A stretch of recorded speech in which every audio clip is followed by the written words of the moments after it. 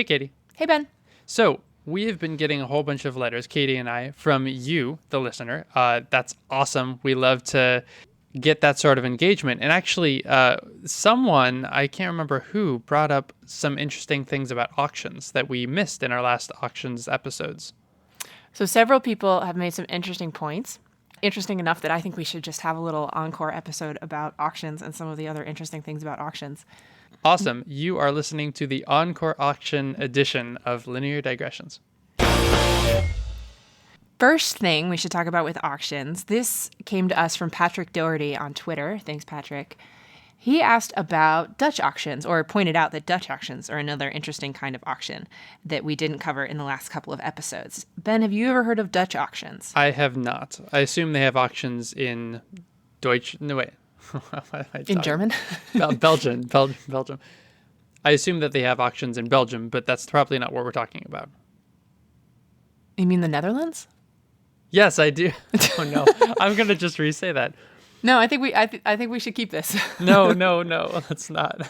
My geography is awful. The two things I did really poorly in elementary school were geography and handwriting, and I really tried my best, but my brain's not cut out for it. So what's a Dutch auction? A Dutch auction is an auction where you start at a very high value, usually far more than you think the item is worth, and then you periodically decrease the price until somebody says, I'll take it, and then the auction is over. Oh, interesting. So I would take this scarf here sitting on my desk, and I'd say this scarf it's just a very normal scarf, and I could say, $200, and no one goes for it, and I say $100, and I kind of bring myself down, and eventually someone's like, yeah, I'll pay that. And it's a little bit like the interactions that you might have if you go to Morocco or Turkey or something, and you're trying to buy something in one of the souks. The guy says, I will sell you this beautiful piece of junk for $100. It is so nice. And he's like, I'll give you two. So a Dutch auction, starts high and then comes low. And this has a really interesting history. Have you ever heard of the Dutch tulip bubble? I have not. Oh, really? Oh, this is going to be a fun digression. Okay, cool. So back in the day, several hundred years ago, this is one of the first recorded cases of a bubble in the sense that we think of it now, an economic bubble, where people get really frenzied about something, some item that then starts to get really overpriced as a result, as people speculate and get all kind of worked up trying to acquire this one very rare or highly prized type of commodity. And what happened was in the Netherlands, there was a bubble about tulips. So everybody wanted them. Yeah. And people were just really excited about tulips. And so there was this really crazy economy that started to pop up where people were spending huge amounts of money relative to the average incomes at the time buying tulip bulbs. And of course, all of these marketplaces were actually taking place in person because they didn't have any sort of electronic ways that you can buy and sell tulip bulbs. And so people are meeting up in these big warehouses trying to bid on tulips, and it's just complete pandemonium as vast amounts of money are changing hands for tulip bulbs. And so they instituted the Dutch auction to help facilitate these markets, because one of the things about a Dutch auction is that it's over very quickly. Right. Rather than starting at what you think is a reasonable price and then going up and up and up and up and up and up and up. Well, with tulip bulbs, that probably would have been a very long auction, right? And so you start really high and you bring it down until you find something acceptable. Yep. And so that was the mechanism that they came up with to very quickly keep the tulip bulb market moving, keeping it from getting too gunked up. You know, one cool thing about this type of auction is you don't have to explain it to anybody. Like you could just run an auction. Everyone's expecting a normal auction, and you could just start running a Dutch auction. People might be a little confused, but everyone will know how to do it because they'll just bid on whatever they think, is a worthy price. I guess that's true. It is actually pretty straightforward, especially compared to some of these more intricate, your sealed second price bid auction. Yeah, right. So I can imagine this kind of developing organically, like someone just decides, you know what, I'm going to try something a little different, and everybody just gets it. Second thing that I thought was really interesting, this was something that, I don't know the name of the person who was talking with me about this. It was somebody on Reddit, but thank you. You know who you are. So this person was an actual economist unlike me, this person really understands auctions and Yeah, pointed out we don't know what we're talking about. not when it comes to economics, not so much. Yeah. But this person pointed out something that I didn't quite get right about Winner's Curse, and the reality of Winner's Curse is even more interesting than I had said a couple of episodes ago. So Winner's Curse, I had said, was where you win the auction and you end up overpaying, and it's bad. And I attributed it a little bit to kind of getting caught up in the moment. And I suppose there could be some aspect to that. But what he pointed out was that it's even a little bit more subtle than that, because imagine all of the people who are participating in this auction. Each of them has some private idea of what they think the value of, let's say it's a contract to drill a well and you have some oil rights. And so everyone is going to have a different idea about how much oil might be in the ground, and no one really knows for sure. But each person is then going to have a maximum bid that's based on what they presume the value of the well potentially to be. A reasonable guess of what the true value is probably something that's around the middle of the pack of all of those valuations. So if I have a spread, if I have a spread of valuations that say go from $1,000 to $1,500, then my best guess of the true value of the well is probably that it's somewhere around $1,250.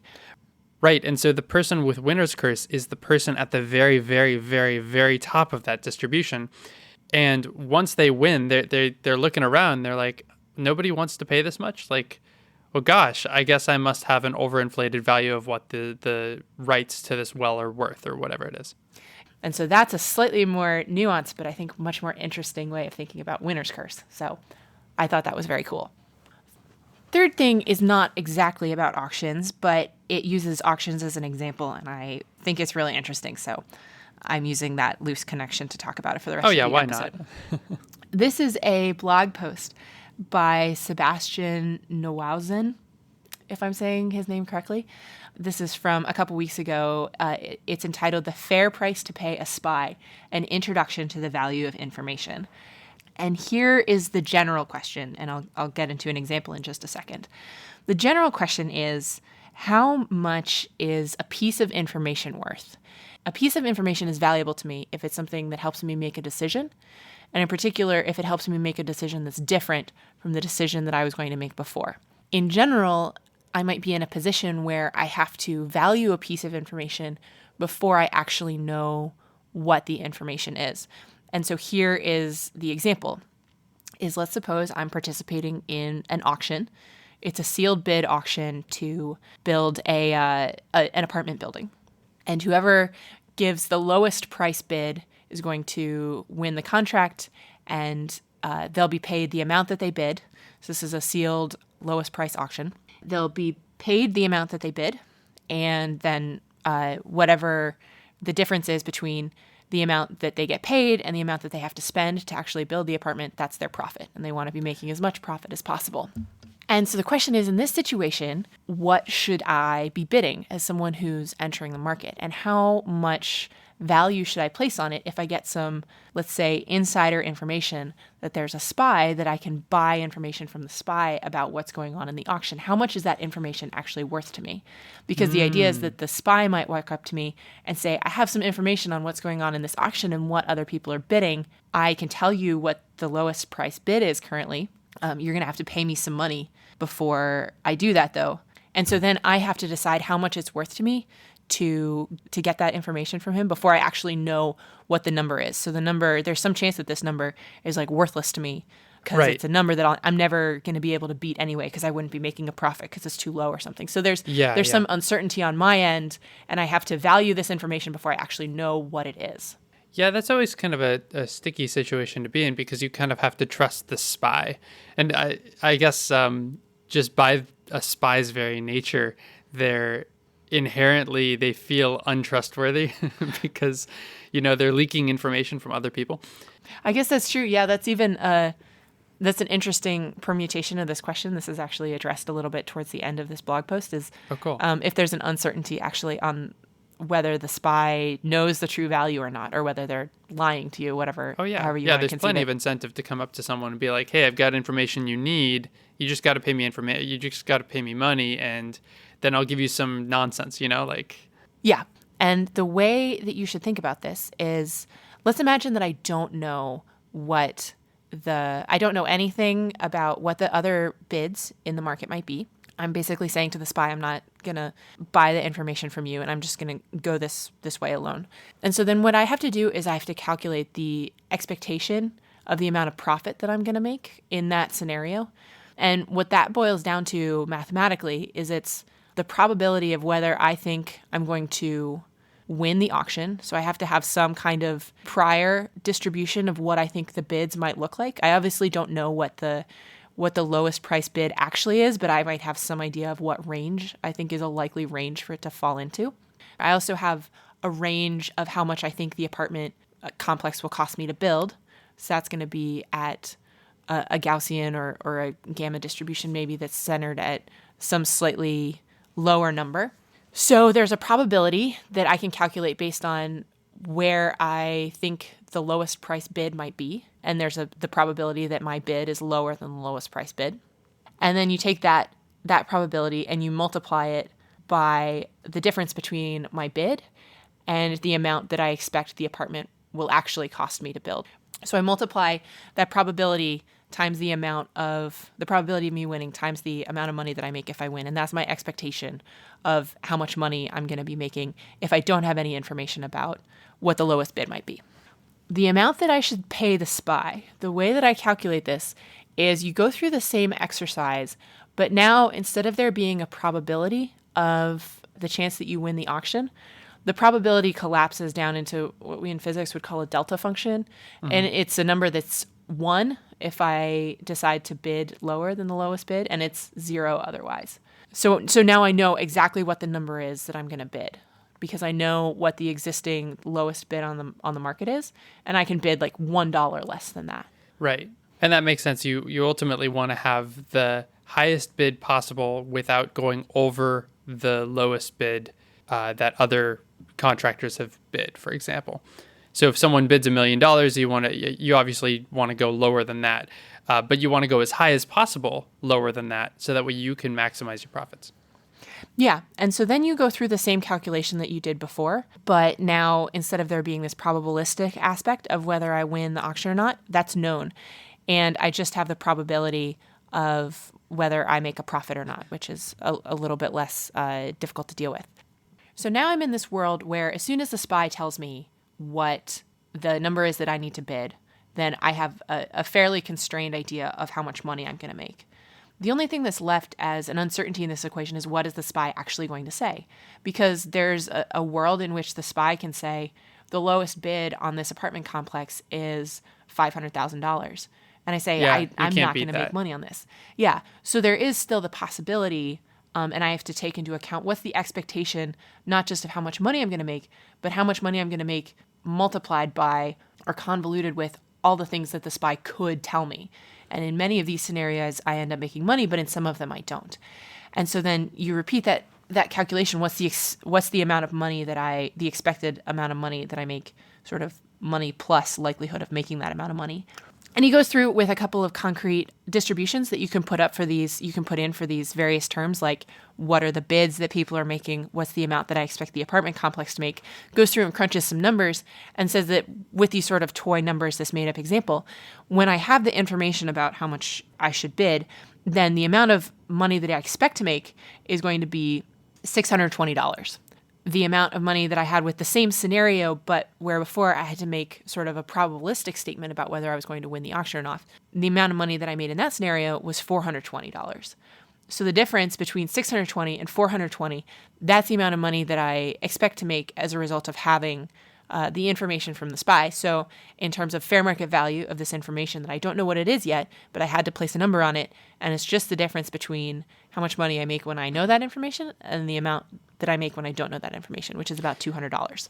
Right. So if you take that number $200 and you pay your SPY $200, then probabilistically you've entirely broken even. And so you want to take that number and maybe multiply it by some kind of profit margin, so that way you feel like you're coming out on top by using the SPY or probabilistically coming out on top versus not at all.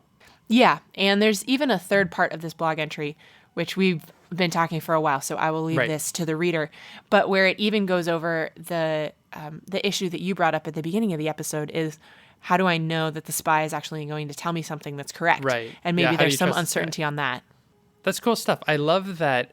I guess I just love math. And I love that we can take these relatively complicated situations that feel really fuzzy and kind of squishy, and we can actually model them using probability and math to decide what would be the best thing to do in this particular situation.